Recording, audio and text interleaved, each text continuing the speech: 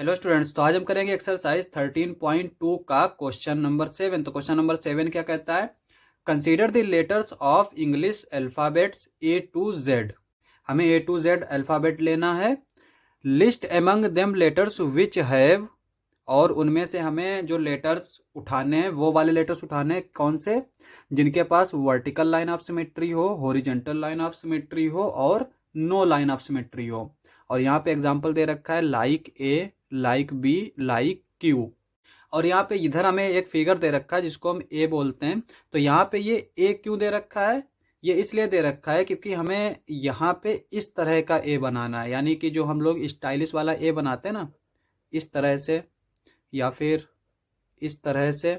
तो इन सब ए को हमें नहीं बनाना है, क्योंकि अगर हम इसकी बात करें तो यहाँ पे इधर ये पूंछ निकली हुई है, इधर नहीं है, तो ये तो सिमेट्रिक नहीं होगा। तो हमें ऐसे अल्फाबेट्स लेने हैं जो कि स्टैंडर्ड लैंग्वेज के होते हैं, ठीक है। तो यहाँ पे इस तरह का ए बनाना है। तो यहाँ पे हम ए वाले पार्ट से स्टार्ट करते हैं। यहाँ पे ए तो दे रखा है, बी वाले से स्टार्ट करते हैं। बी वाले की अगर हम बात करें तो यहाँ पे वर्टिकल तो नहीं होगी, हॉरिजॉन्टल में अगर देखें तो हॉरिजॉन्टल होगी, क्योंकि यहाँ पे ऊपर जैसा है वैसा ही नीचे है। तो यहाँ पे बी के आगे लिखेंगे हॉरिजॉन्टल। यहाँ पे सी की बात करें तो ना तो ये हमारा वर्टिकल है लेकिन हॉरिजॉन्टल होगा, क्योंकि यहाँ पे अगर हम इस तरह से देखें तो ये ऊपर इस तरह का है, ये नीचे इस तरह का है। तो इसका मतलब ये हॉरिजॉन्टल होगा, यानी सी बी वाले में सी को लिखेंगे। डी वाले की अगर हम बात करें तो यहाँ पे इसकी ये लाइन ऑफ सिमेट्री होगी, ये जो है बी में जाएगा, ठीक है। और यहाँ पे ए को हम यहाँ पे लिख लेते हैं। उसके बाद में आता है ई वाला। ई वाला में अगर हम वर्टिकल देखें तो वर्टिकल तो नहीं होगा। अगर हम हॉरिजॉन्टल देखें तो यहाँ पे ऊपर वाला और नीचे वाला एक जैसा होगा, तो इसका मतलब इसके पास हॉरिजॉन्टल लाइन ऑफ सिमेट्री होगी। नेक्स्ट आता है एफ वाला। एफ वाले को अगर हम देखें तो इसके पास वर्टिकल भी नहीं होगा और हॉरिजॉन्टल भी नहीं होगा, तो इसके पास कोई भी लाइन ऑफ सिमेट्री नहीं होगी, तो यहाँ पे एफ लिखेंगे। अब आते हैं जी वाले पर। तो जी वाला ये हमारा क्या है? इसके पास ना तो वर्टिकल सिमेट्रिक लाइन है और ना ही हॉरिजॉन्टल सिमेट्रिक लाइन है, तो इसके पास कोई भी लाइन ऑफ सिमेट्री नहीं है, तो इसको हम यहाँ लिखेंगे। एच वाले को देखें तो यहाँ पे अगर हम इसको देखें तो इस तरह से ऊपर और नीचे सेम हो गया। इसका मतलब ये जो है ना, इसके पास हॉरिजॉन्टल सिमेट्रिक लाइन है, तो यहाँ पे एच लिखेंगे। वर्टिकल में अगर देखें तो यहाँ पे इस तरह से हम लाइन बना लें तो इधर वाला पार्ट सेम है, तो इसका मतलब इसके पास वर्टिकल लाइन ऑफ सिमेट्री भी है, तो यहाँ पे एच लिखेंगे।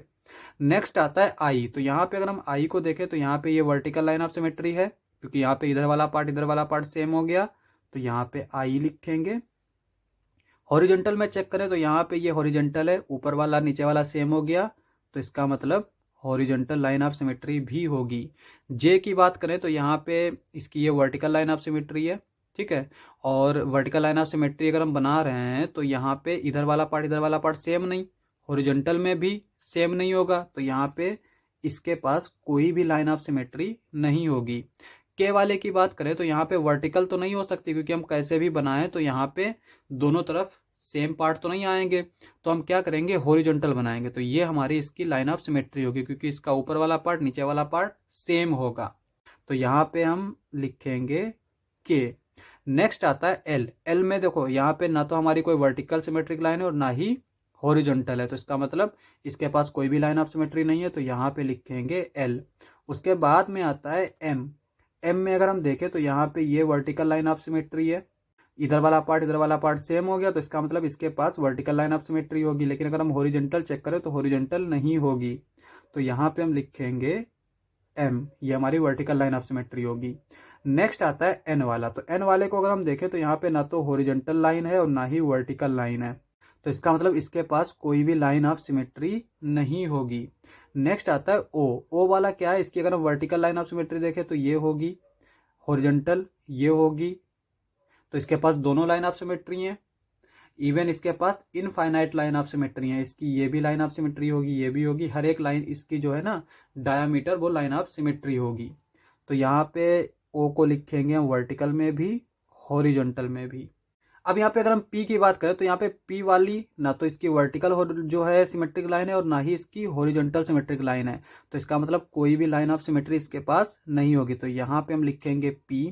क्यू को अगर हम देखें तो यहाँ पे भी इसके पास भी कोई भी लाइन ऑफ सिमेट्री नहीं होगी, क्योंकि अगर हम इसको इस तरह से बनाएं तो यहाँ पे इसका ये कोण वापस है, इधर नहीं है, ठीक है। तो इसका मतलब वर्टिकल लाइन ऑफ सिमेट्री नहीं होगी, हॉरिजॉन्टल भी लाइन ऑफ सिमेट्री नहीं होगी, तो इसके पास कोई भी लाइन ऑफ सिमेट्री नहीं है। नेक्स्ट आता है आर।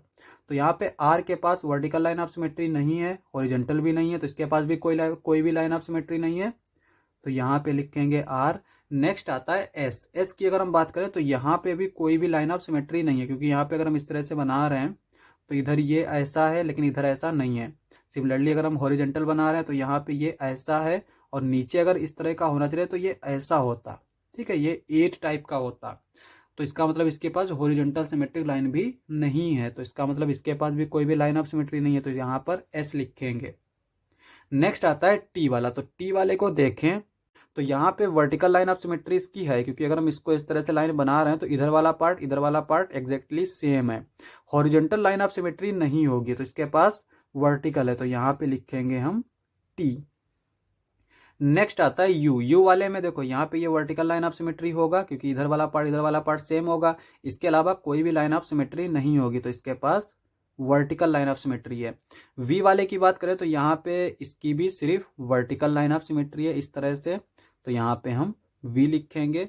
डब्लू की बात करें तो डब्लू में भी सिर्फ वर्टिकल लाइन ऑफ सिमेट्री है, तो यहाँ पे लिखेंगे हम डब्लू। नेक्स्ट आता है एक्स। एक्स में देखें तो यहाँ पे ये वर्टिकल लाइन ऑफ सिमेट्री हो गई, ये हॉरिजॉन्टल लाइन ऑफ सिमेट्री हो गई, तो इसके पास दोनों लाइन ऑफ सिमेट्री हैं, तो यहाँ पे हम लिखेंगे एक्स, यहाँ पे लिखेंगे एक्स। नेक्स्ट आता है वाई। तो वाई हमारा ये इस तरह से, ठीक है, इसी तरह से बनाएंगे हम लोग ज्यादातर। वाई इस तरह से बना लेते हैं, इस तरह से बना लेते, तो ऐसा नहीं बनाना है। यहाँ पे दे रखा है ना कि इस तरह से हमें एज इस तरह से बनाना है ना, इसी तरह के हमें जो स्टैंडर्ड अल्फाबेट्स हैं उनको बनाना है। तो यहाँ पे वाई जो है इसकी अगर हम देखें तो ये वर्टिकल लाइन ऑफ सिमेट्री होगी, तो यहाँ पे वाई यहाँ पे लिखेंगे। इसके अलावा इसके पास कोई भी लाइन ऑफ सिमेट्री नहीं होगी। जेड जो है ना, जेड के पास कोई भी लाइन ऑफ सिमेट्री नहीं है, क्योंकि अगर हम इसको इस तरह से माने तो यहाँ पे ये इस तरह का है, लेकिन इधर ऐसा कुछ नहीं है। सिमिलरली अगर हम इसको इस तरह से ले लें तो यहाँ पे इधर ऐसा नहीं है, क्योंकि यहाँ पे जैसे देखो, अगर ये हमारा जेड है और ये हमने लाइन ऑफ सिमेट्री ली है, तो ये लाइन ऑफ सिमेट्री कब होगी, जब ऐसा फिगर इधर हो, यानी कि ये इस तरह का होगा, ठीक है। और जब नीचे इस तरह से दे रखा है इस तरह से, तो ऊपर भी इस तरह से हो, तो ये जो है ना, ये हमारा सिमेट्रिक फिगर होगा। तो ये हमारा ना तो इसके पास हॉरिजॉन्टल लाइन ऑफ सिमेट्री है और ना ही वर्टिकल लाइन ऑफ सिमेट्री है, तो यहाँ पे हम लिखेंगे जेड। तो इस तरह से हमने ये पूरा क्वेश्चन कंप्लीट किया, आंसर मिल गया। तो आज के लिए बस इतना ही, मिलते हैं अगली वीडियो में।